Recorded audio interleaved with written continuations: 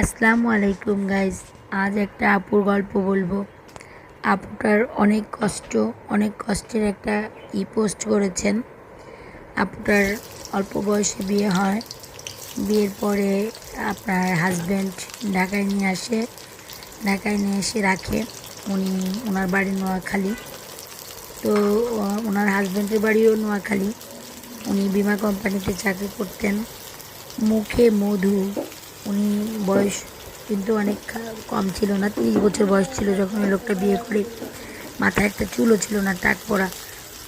কিন্তু আপুটা অনেক সুন্দরী ছিলেন। তো আপুটাকে হয়তো বা দেখে ভালো লাগছে, দেখেই বিয়ে হয়েছে। যেভাবে আপুটা বলছেন আমি অনেক ছোট ছিলাম আমার যখন বিয়ে হয়। ঢাকা শহরে নিয়ে আসে। তখন ঢাকা শহরে এত কিছু বুঝতাম না।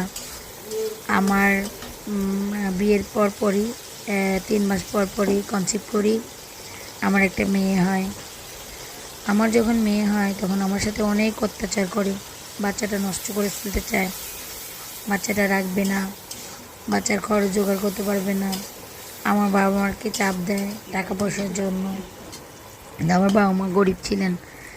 আমার ভাই একটা চাকরি করতেন, স্কুল মাস্টার। আমার ভাই আমাকে যতটুকু সম্ভব হেল্প করেছেন, চেষ্টা করেছেন আমাকে। তারপরে আমি চাইছি স্বামীর সংসার টিকিয়ে রাখার জন্য। আমি রান্না বাড়া করেছি, ঘর গোছাতাম। আমার মেয়েটা একটু একটু করে বড় হচ্ছিল। আমার মেয়েটার কোনো কিছুই আমার হাজব্যান্ডের ভালো লাগতো না। যদি এসে দেখতো কোনো কিছু এলোমেলো রয়েছে, টপ করে আমার গায়ে হাত তুলতেন এবং সিটা ফেলাই দিতেন এটা সেটা। আর আমার মেয়েটাকে মারতেন। আমার অনেক কষ্ট হতো। তারপরেও আমি সংসার টিকিয়ে রাখার জন্য দিনের পর দিন চেষ্টা করেছি।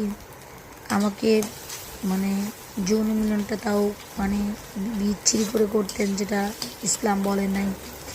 আমাকে অনেক কষ্ট দিতেন, অনেক পরেশানি করাইতেন, অনেক ব্যথা দিতেন, অনেক পরিশ্রম করাতেন।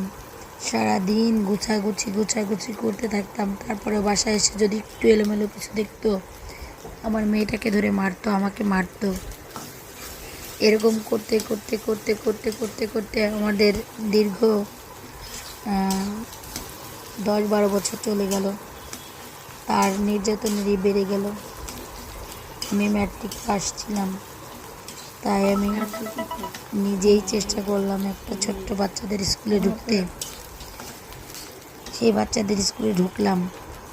ঢোকার পর থেকে একটু একটু করে টাকা বানানো শুরু করলাম। তাও আমাকে